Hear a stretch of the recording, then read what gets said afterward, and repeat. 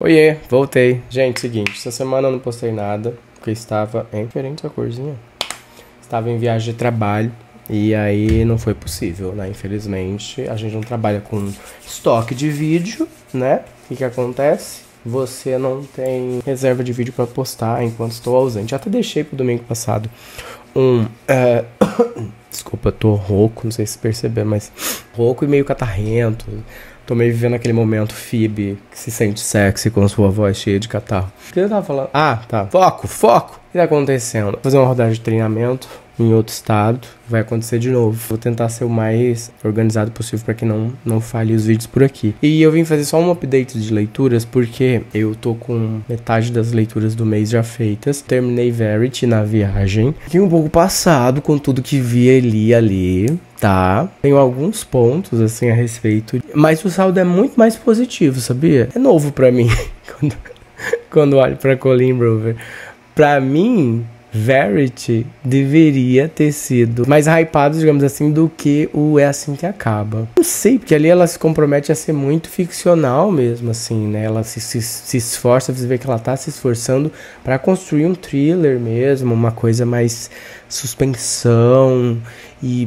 sabe, terror psicológico, de certa forma. É bem bizarro, assim, bem interessante, angustiante. Aquela leitura dos manuscritos foi uma experiência bem estranha, assim, sabe? E é realmente uma leitura que você não consegue parar de ler, assim. E fiquei muito curioso, inclusive, pra imaginar essa adaptação acontecendo. E a gente sabe o que vai acontecer, né? Com a Dakota Johnson, com a Anne Hathaway. Enfim, achei bem legal.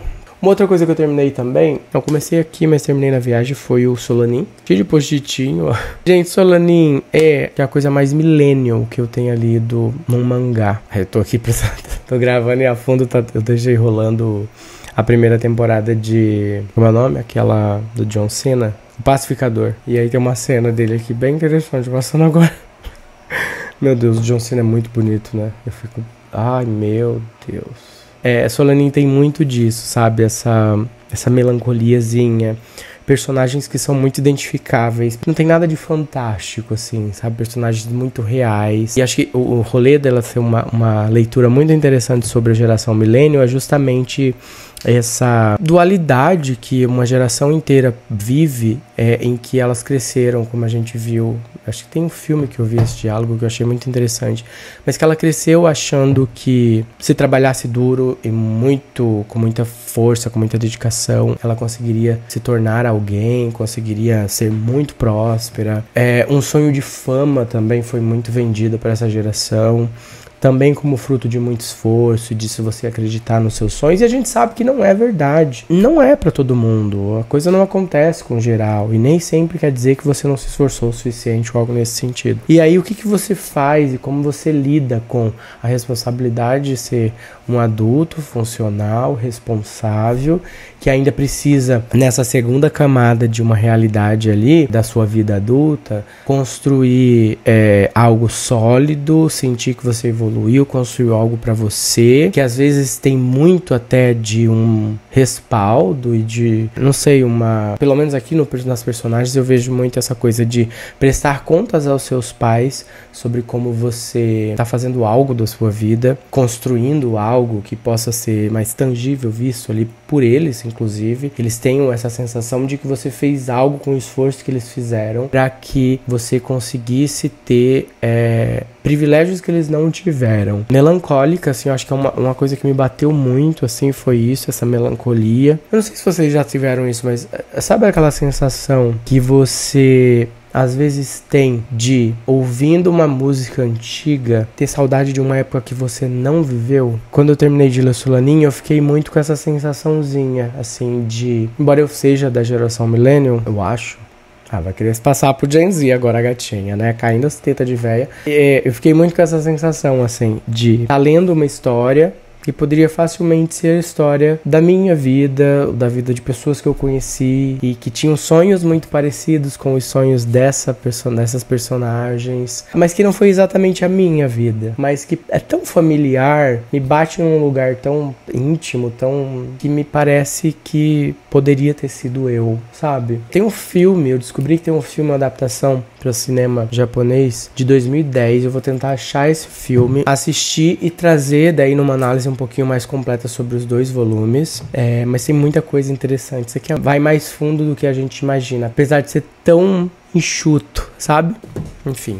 Já comecei a releitura de Retrato de um Viciado Enquanto Jovem. Tá sendo uma releitura rápida até, tô na página 41, tenho passado o olho assim mesmo para dar uma refrescada na história para mim, marcar partes que façam sentido. É estranho porque até na forma como eu tô lendo, que é uma forma mais rápida, você é meio que impactado pelo soco que é a primeira pessoa que narra isso aqui, as sensações que ela tem. 90 dias é um pouquinho mais fininho, então acho que vai ser mais tranquilo também.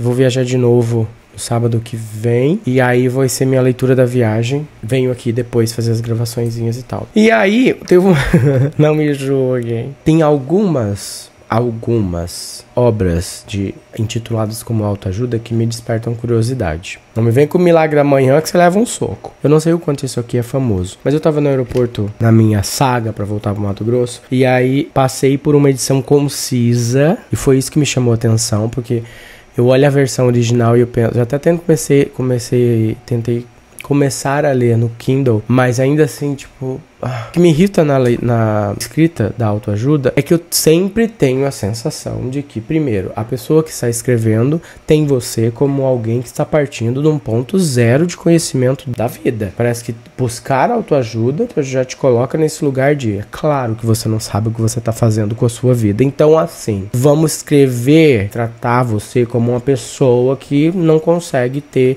um raciocínio próprio.